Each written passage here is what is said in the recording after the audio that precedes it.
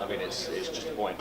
Yeah, no, it was an utterance during the progress of carrying out the mission. I'd like to ask you to say what you said, and explain what it means briefly, and that sets the scene, and then we roll from there. Is that okay with you? Great. Yeah. Do you need a pit stop or a break? No. Or anything? Nope. Okay? Nope. Okay. Nope. Rolling. Okay. So yeah, just this point, as I say, the first utterance from the moon service. Can you say what it was and what it meant?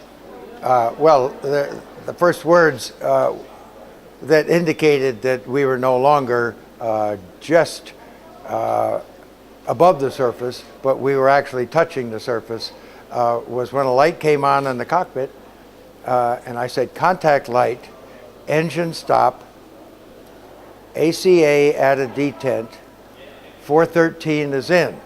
Now those are business-like observations, not quite like ordering a purchase of a share or selling a share, but instead it's making sure that Neil knew that I saw the light that indicated that the probe had touched the ground, and that's the time when we should push the engine stop button, and that's going to settle us in.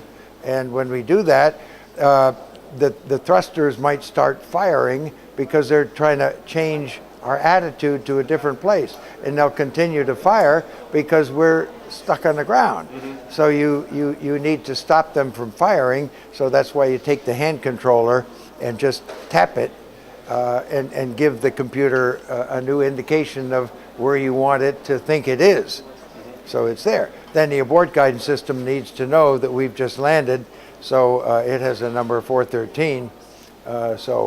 You have to do that. And just before that, when you were coming into land, now you of course were the lunar module pilot, I mean you were basically reading the data stream. That's right. And I've read a lot about how it was proved much harder than thought to find an appropriate landing site, that you were running low of fuel. Yeah. It all comes across as very dramatic. But it was. We didn't do that. At the time? Well, we knew that it was dramatic because we were getting low on fuel. The low-level light, which is about 60 seconds, comes on when we were still about 100 feet above the surface, and you'd like to ease down pretty abruptly or pretty adroitly to get down on the surface in the next 30 seconds. And when 30 seconds was called out, we were still about 10 feet above the ground, and I think we pretty well had it made at that point. And I could see a shadow of the rear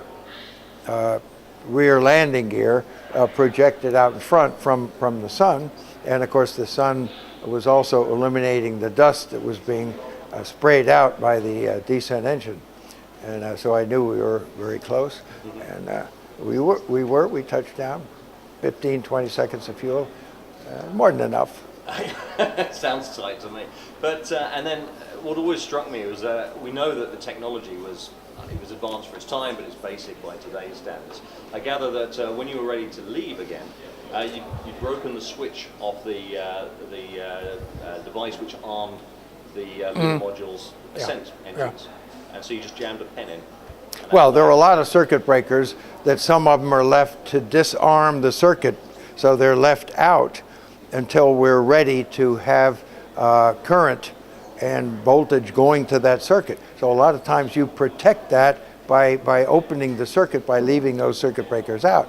Now the circuit breakers in rows off to the right and left didn't have protection on them, and when we were taking our backpacks off and moving around, it's pretty cramped inside there, so obviously something hit against one of those and broke it off, and I didn't see it until we were getting ready to try and go to sleep, and I was laying down on the floor and I saw the circuit breaker. So we got up and I took a look at which one it was, and it was a very critical circuit breaker, the engine arm circuit breaker. So we called and told mission control that was broken off, and it could have either been armed or not armed. Probably it was not armed, and they could tell by their information, and they worked on procedures while we were trying to sleep, being very cold inside. So when we got up in the morning, or when we got up after the sleep period, there's no real morning and night on the moon. It's all, the light is out for most of the time. We advanced the time in the checklist that we would engage that circuit breaker, and in order to engage it, not with my little finger or a piece of metal, why I used a felt tip pen to push it in, and of course, very fortunately, it stayed in the in position, so we proceeded on with the checklist without worrying any more about that, hopefully. You do what you have to do. Yeah. On the surface of the moon, we have the world famous photo of you on the moon. Mm-hmm. Of course, we don't have any photos of Neil Armstrong on the moon. How did that come about? Because Neil had the camera most of the time. Mm-hmm. I took a picture here and there of the side of the spacecraft, and the dust on the moon intrigued me so much that I felt it was a good idea to take a picture and then put my foot down, take another picture to see how it changed, and then for completeness to take another boot print and then move my boot away so you could see the imprint and the boot at the same time. Gives you a little bit more personality than just a plain old lonely boot print. But that turns out to be a very interesting thing for the people who study the behavior of the dust particles. Mm-hmm. That are not like dust particles here, that are mostly rounded because wind and ocean rounds everything out. And on Mars, they have big dust storms, very 200-mile-an-hour dust storms blow the dust all around and shift it over ice that's underneath, but not so on the moon. Everything is still. There's no wind, no atmosphere, but a little particle comes down, it impacts, it melts what's there, and it sprays out, and it forms spheres of glass that fracture by other impacts. So everything is very sharp, and the dust behaves in a different way. It forms a very discrete imprint and very cohesive to itself. And that makes it hard to penetrate with the flagpole. Right. And it makes the imprint of a boot print kind of stay there in a non-Earth-like way. And the dust behaves when you put your foot down, it sprinkles out in a semicircle. And it takes a human to see an action like that that's different than on Earth and to call attention to it. And it means something to the geologists who are interested in the dust, the way it behaves. They don't have to go there. I can tell them how it behaves. They can see the rover and how it kicks up the dust. And all of this comes together in our understanding more and more about what it's like on the moon. And this begs the question of what happens now. What's happened in the interim in terms of moon exploration is very little, of course. The occasional probe has gone to the moon, but no people since Gene Cernan left in December 1972. The Russians have had rovers up there right. that were demonstrating to them, and as they said to the world, this is the cheaper way to examine the moon. And you disagree with that? I mean, does it make sense to send human beings back to the moon? If you haven't been there as a nation, it probably makes sense to go there and do that, demonstrate your abilities by accepting a challenge to do something that's symbolic to your nation as a level of achievement.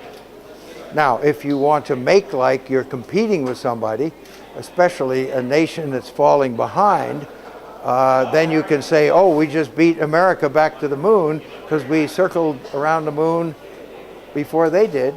Well, we wouldn't do something as simple as just circling the moon. We would go there with a very extensive way and a very expensive way. Why shouldn't we use our experience to help other people do that? Use our robots, use our scientific, look for development opportunities along with other nations that would justify the big investment in big rockets and big spacecraft to support human beings there. That's very expensive. It's not a good place to set up housekeeping, okay? A much more Earth-like place is Mars. It is much more Earth-like, and it is a better place to have a growing off-planet society If we go to Mars once, come back, go there twice, come back, don't you think that Congress would find something else to spend the money on? So we would have gone to Mars twice and then nothing. That would have been a tremendous waste of resources just to say humans could go to Mars. We shouldn't go to Mars until we're willing to set up a permanent, a growing, an expanding society. It's like somebody coming over on the Mayflower, and they get here, they scout around for a while, they get back on the Mayflower and they go back again. What'd they do that for? No, the Pilgrims did not sit around Plymouth Rock waiting for the return trip. They came here to settle.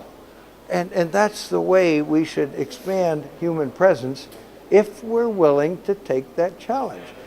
And we can set a pathway to do that. And as we learn more about the desirability to do that, we can add to that commitment. We can commit to people on the moon of Mars and bring them back, and they will have learned a large amount. We don't want to set up a settlement on the moon of Mars, but we would do that, and then we can say, no, we don't want to go to the surface. We've got other more important things to do.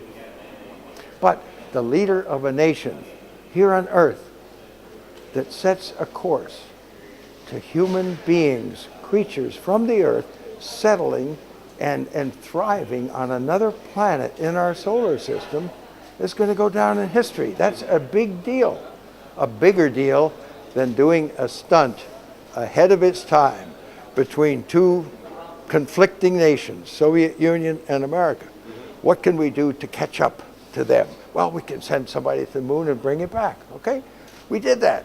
And that was advancing technology, and it was a good thing to do. It stemmed along our population. It stimulated the workforce in aerospace so that the United States led the world and is leading the world in aerospace.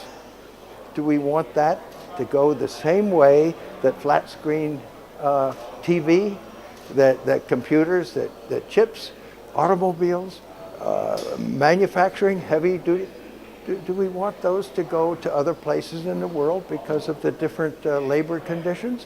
No, aerospace is America's security. It's any nation's security. We have a leadership in that area, and we need to maintain that. And the best way to do that is to stimulate our young people into science, technology, engineering, and math. Inspiring. Yeah.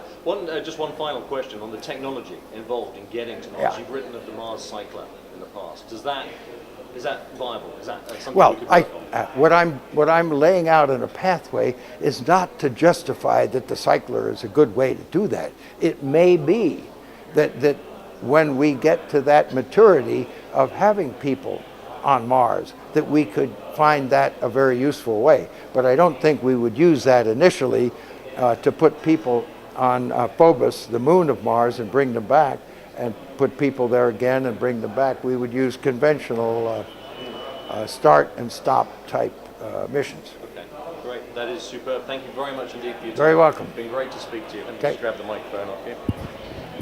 There we go. My sons are a big fan of you, as of course.